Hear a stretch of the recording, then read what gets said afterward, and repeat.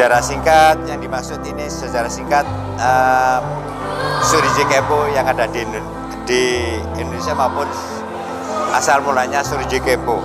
Ya. Sejak akhir tahun 1959, pemerintah Jepang menerima mahasiswa dan pemuda Indonesia sebagai salah satu bentuk pembayaran pampasan perang. Sejak itu sampai tahun 1965, ratusan mahasiswa dan pemuda Indonesia mendapat kesempatan belajar di Jepang. Sedikit di antara mereka itu memanfaatkan waktu yang senggang dan liburannya untuk belajar serta memperdalam seni bela diri seperti karate, judo, jujitsu, dan juga Suriji Kempo itu sendiri. Pada tahun 1964, dalam suatu acara kesenian yang dipertunjukkan mahasiswa Indonesia untuk menyambut tamu dari tanah airnya, seorang pemuda yang bernama Utin Sakras mendemonstrasikan teknik-teknik bela diri Suriji Kempo. Waktu itu, pemuda dan mahasiswa Indonesia lainnya diantaranya adalah Indra Kartasasmita dan Ginanjar Kartasasmita serta beberapa orang lainnya. Mereka lalu datang ke pusat Suriji Kempo di kota Tadotsu untuk menimba langsung seni bela diri Suriji Kempo itu sendiri.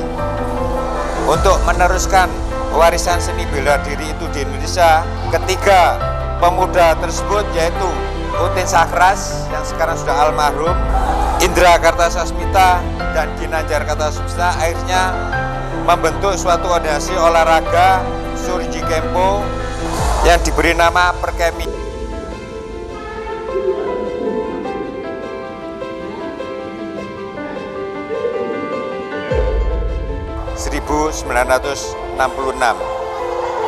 Tentang singkatan dari Perkemi sendiri, kalau dulu Perkemi singkatan dari Persaudaraan Bela Diri Kempo Indonesia. Dengan berkembangnya waktu sampai saat ini, maka Perkemi penjabarannya adalah Persaudaraan Bela Diri Suriji Kempo Indonesia. Sejak tahun 1966 sampai tahun 1976, PB Perkemi mengadakan pemilihan pengurus setiap 2 tahun sekali.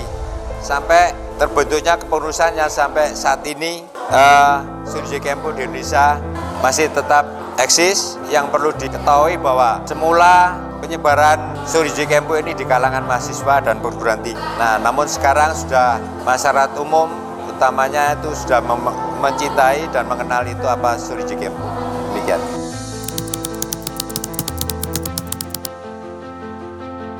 Saya belajar Kempo sejak tahun 1969.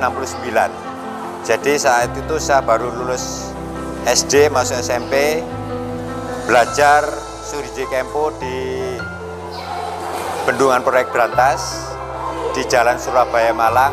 Kebetulan guru saya atau sensei saya itu adalah salah satu pendiri Kempo di Indonesia, yaitu Sensei Utin Sakras almarhum.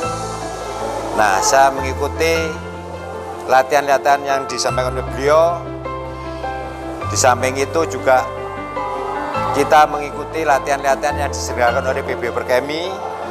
Jadi setiap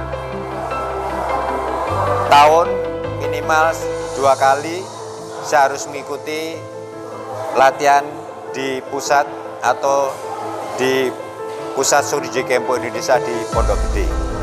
Sehingga sampai saat ini saya sudah mencapai tingkatan 5 dan.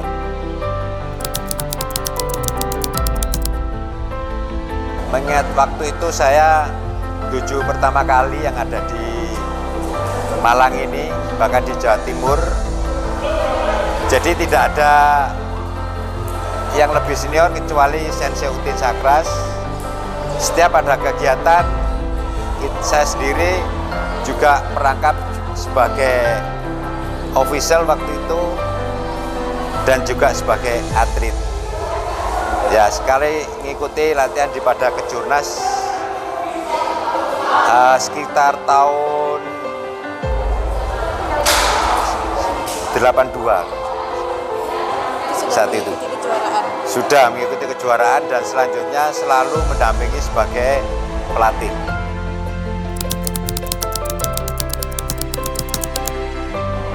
Saya melatih judo ISS ini pertama karena semuanya yang ada di ISS ini belum mengenal apa itu Shuriken Kempo. Aturannya seperti apa, tata keramanya, disiplinnya seperti apa. Jadi saya di sini saya langsung memberikan suatu sedikit arahan ya, bagaimana Shuriken Kempo itu tata krama, disiplin di dalam maupun di luar latihan sudah saya sampaikan, saya singgung tadi pada saat acara UKT tadi. Saya tidak ada dukanya. Kalau saya melihat ini suatu tantangan, kalau kebersihan itu akan membuat suatu kepuasan tersendiri bagi saya.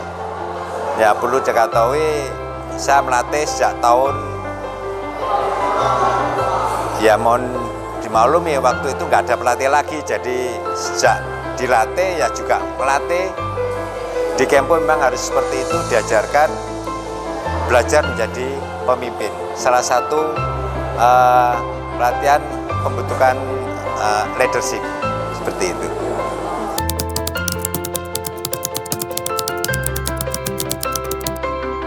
Sebenarnya sih semua olahraga bela diri itu bagus ya. Tetapi saya mengenal Kempo itu sudah sejak lama. Kebetulan bapak dari anak-anak saya itu memang berlatih Kempo sejak masih di ITS sampai sekarang. Mas Agus Tanimoto dan 6. Dan kebetulan juga Mas Agus juga murid daripada Pak Japuri tadi. Nah, kemudian saya melihat bahwa Kempo itu nggak hanya olahraga gitu. Jadi kayak mengajarkan jiwa raga ya.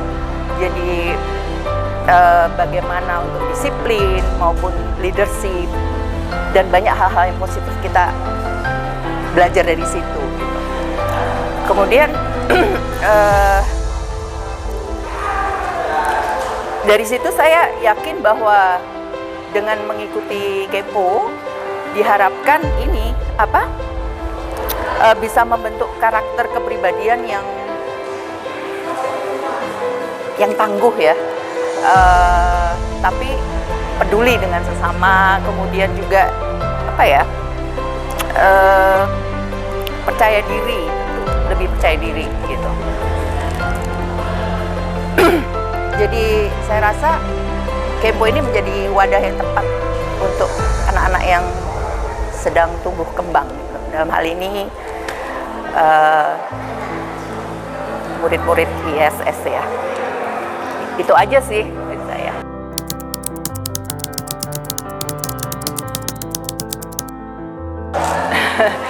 Sebenarnya nggak ada target khusus, tetapi saya berharap dojo ISS ini semakin solid, semakin berkembang ya. Karena seperti tadi disampaikan dengan para senior bahwa dengan mengikuti Kempo ini banyak hal-hal yang positif kita bisa ajarkan untuk anak-anak itu. Itu aja, saya berharap berkembang dengan baik.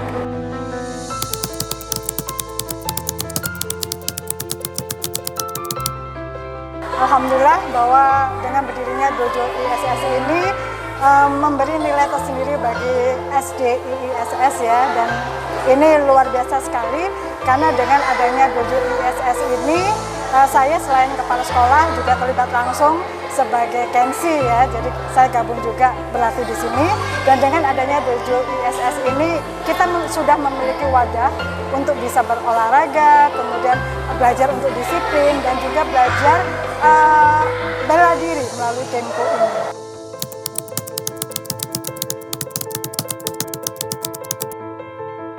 Alhamdulillah bahwa sarana dan prasarana yang dimiliki oleh dojo ISS ini sudah cukup lengkap ya. Kita sudah memiliki gedung sendiri, aula untuk berlatih, ada ruang ganti, ada toilet, dan sebentar lagi masjid kita sudah diresmikan, sudah jadi. Dan selain itu kita memiliki para pelatih Sinpe yang luar biasa top, yang berprestasi, dan selain itu juga kita memiliki tim yang top, yang jempol.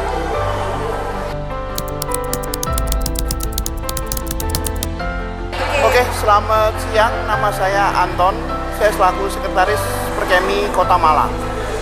Kenapa kita itu harus belajar Kempo? Karena di Kempo, pertama kita berolahraga supaya badan kita sehat. Yang setelah itu, kita juga belajar teknik untuk membela diri. Karena nyawa itu adalah titipan Tuhan. Jadi mau nggak mau nyawa itu harus kita jaga semaksimal mungkin. Nah, kita dengan belajar bela diri, kita belajar mempertahankan nyawa kita andai kata dalam keadaan terburuk. Selanjutnya, dari belajar bela diri ini, kita bisa menolong orang lain yang membutuhkan. Di sisi lain, belajar bela diri Kempo itu membuat kita menjadi berani, membuat kita menjadi siap menghadapi tantangan-tantangan hidup. Itu yang bisa saya sampaikan. Di samping kita belajar juga berorganisasi, kita berolahraga, dan menambah rasa persaudaraan dan kesetiakawanan sosial. Itu salah satu benefit yang bisa didapatkan dari Kempo. Di sisi lain, relationnya adalah Kempo ada di Antam, ada di Pertamina, dan tempat-tempat lainnya yang ada di Republik ini. Dengan adanya mereka belajar Kempo, siapa tahu nanti nasibnya baik, mereka juga bisa mengikuti jejak senior-seniornya yang ada di Pertamina, di Antam, atau di tempat-tempat lainnya. Demikian mungkin. Sistem ujian Kempo adalah tersentralisasi di PB Perkemi. Tetapi penyelenggaraannya itu dikoordinir oleh Pengkot bisa, Pengprov Jatim juga bisa. Jadi kebetulan ini karena masih tingkat dasar, yang mengkoordinir adalah Pengkot Malang. Nah, setelah itu nanti di ujian ke tingkat yang lebih tinggi, itu sistemnya sudah masuk sistem computerized dan disahkan oleh PB Perkemi Jakarta. Nah, penyelenggaranya adalah tetap Kota Malang, cuma tenaga pengujinya bisa dari Pengprov Jatim, bisa dari PB Perkemi. Jadi bukan dari kita. Ini hanya karena ujian pertama aja kita diberi kesempatan supaya adik-adik ini familiar dulu dengan sistem ujian di Kempo. Makanya mereka harus punya SIM Perkemi, mendapatkan NIK dulu. Karena NIK ini yang dibuat mendata ujian mereka di SIM Perkeminya. Demikian mungkin yang bisa saya tambahkan untuk sistem ujian Kempo. Setahun setengah lebih kayaknya. 5 tahunan. 2 bulan, kalau Kim? 3 bulan. 3 bulan. Kalau saya pesan-pesannya itu kayak beruntung gitu, bisa ikut Kempo, bisa membela diri gitu. Oh iya. Terus kalau Lea gimana? Ya seneng dapat teman baru banyak. Habis itu ya dapat pengalaman, rasa sakit, tapi juga bisa buat membela diri gitu.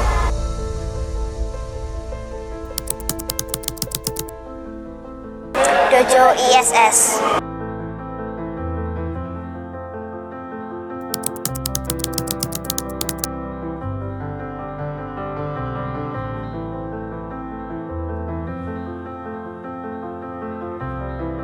Saya senang aja karena saya bisa menjadi kensi terbaik. Sesuai yang sudah kita ketahui ketika tadi sama-sama menjalani UKT, bahwa di bulan Januari atau di minggu ketiga itu akan ada kompetisi antar sekolah dasar.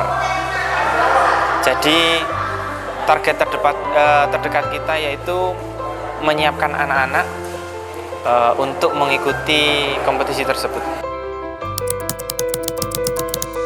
Bagi siapa saja, entah itu bagi anak sekolah dasar ataupun bagi yang sudah dewasa yang berusia di atas 12 tahun, jika kalian atau Anda ingin bergabung di Dojo ISS untuk menjadi seorang kensi, kalian bisa langsung mendaftar atau datang ke sekolah ataupun kalian bisa menghubungi nomor atau akun yang sudah nanti akan dicantumkan.